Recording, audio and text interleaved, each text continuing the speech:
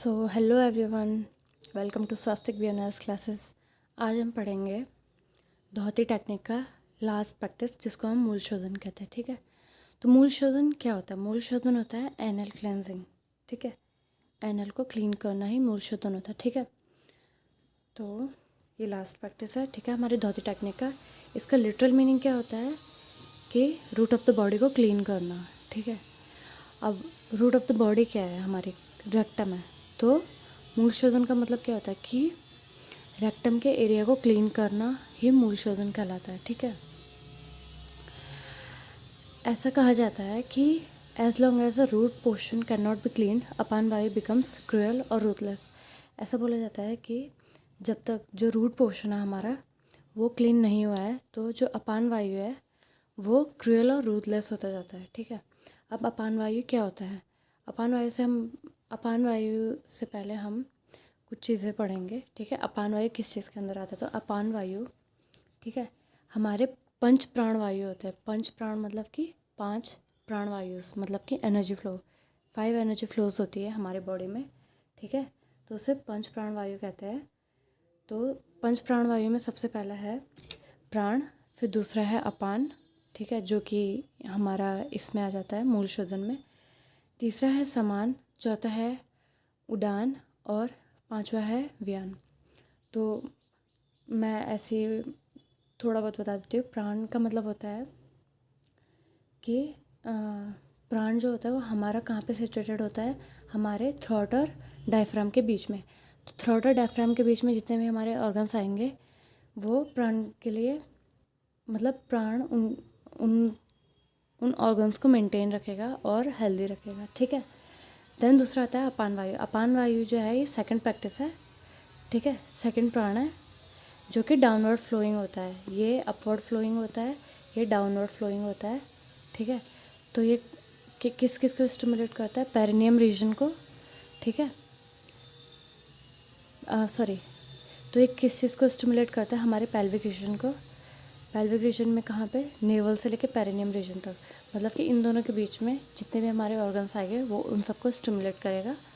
ठीक है, ये it sustains the function of kidney, bladder, bowel, excretory और रिप्रोडक्टिव ऑर्गन्स, मतलब इन सब के फंक्शन के लिए रिस्पॉन्सिबल होता है। ठीक है, और ये रिस्पॉन्सिबल होता है जितने भी मतलब वेस्ट मैटर होते हैं हमारे, ठीक है, उन सबको एक्सपेल आउट करना। ठीक है, जैसे कि गैस हो गया, ठीक है, फिशेस हो गया या फिर यूरिन हो गया। ठीक है, और इसमें ये भी आ जाता है कि इजैकुलेशन ऑफ स्पर्म, मंथली जो क्लिनजिंग, जो भी हमें मेंस्ट्रुअल साइकिल होती है। ठीक है, expulsion of the foetus in child birth, ये सब अपान वायु, ये सब परफॉर्म कौन करता है? अपान वायु। ठीक है, और ये अपान वायु के अंदर आता है। देन हमारा है इसमें समान। अब समान वायु क्या होता है? ये एक थर्ड प्रैक्टिस है। ठीक है, जिसमें कि हमारे नेवल और डायफ्राम के बीच में। ठीक है, फिर आता है उड़ान। उड़ान में हमारा सेंसरी ऑर्गन्स आ जाते हैं। ठीक है, मतलब उड़ान जो वायु है उसमें सेंसरी ऑर्गन्स को कंट्रोल करता है ये।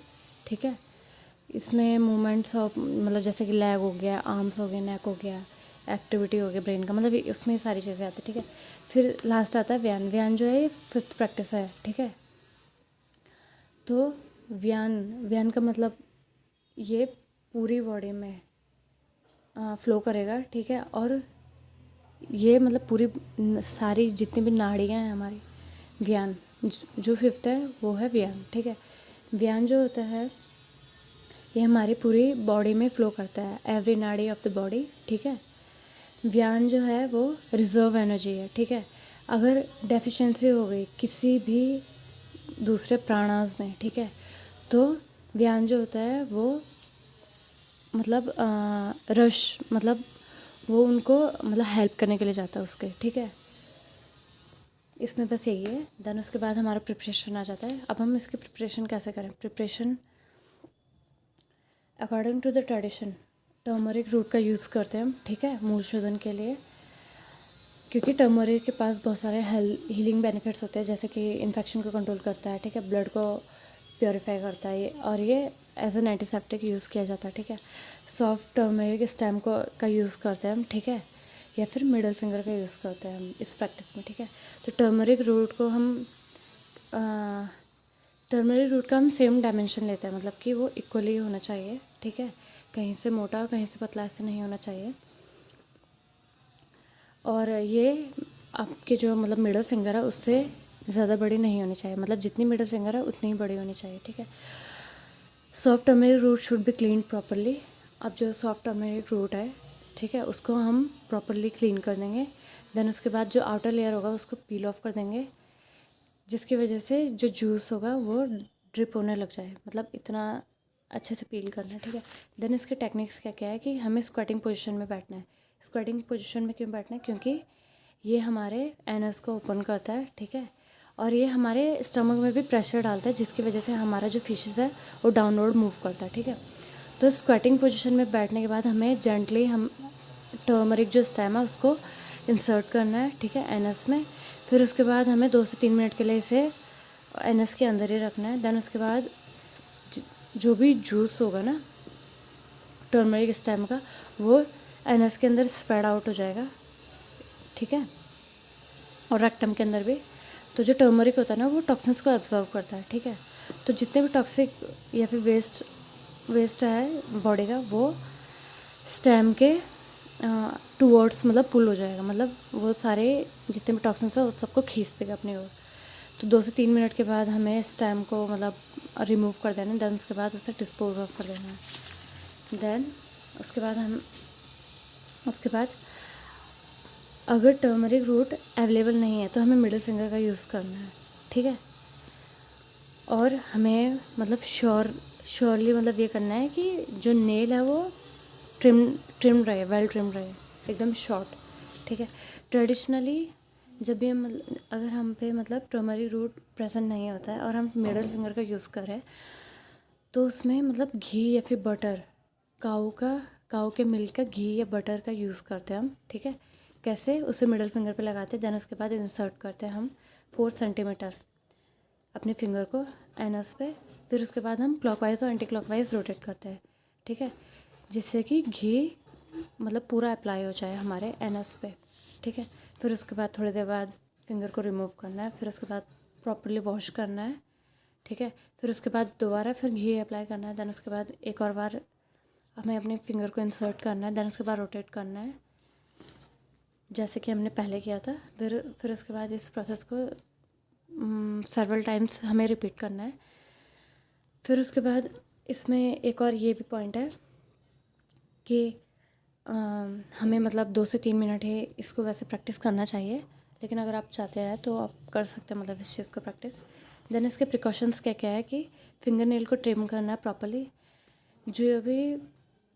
कोई भी पर्सन पायल से हेमराइड से सफ़र कर रहा है, ठीक है, उनको काफ़ी केयरफुल रहना चाहिए जब हम टर्मरिक स्टेम या फिर मिडल फिंगर को इंसर्ट कर रहे हैं, ठीक है। जब फिंगर को हम वॉश करें या फिर एनस को, ठीक है, प्रैक्टिस के दौरान, तो केयरफुल रहना चाहिए। और इसमें नेक्स्ट पॉइंट है देन उसके बाद कि फिंगर को जब आप फिंगर और एनस को वॉश करते हैं प्रैक्टिस के दौरान, तो केयरफुल रहें कि हमेशा कोल्ड वाटर का यूज़ करें, क्योंकि कोल्ड वाटर हमारा ब्लड वेसल को कॉन्ट्रैक्ट करता है, ठीक है, और हॉट वाटर हमारा डायरेक्ट करता है, जिससे कि हमारा ब्लड फ्लो इंक्रीज़ होता है, ठीक है।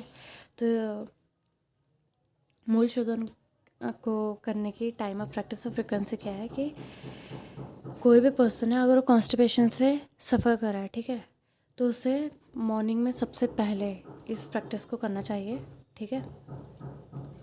और मॉर्निंग आइडल टाइम है इस प्रैक्टिस के लिए, ठीक है। देन उसके बाद हम इसके बेनिफिट्स पे आ जाएंगे।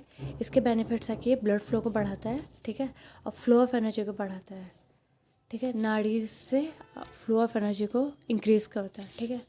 Enables the excretory system to function efficiently sorry.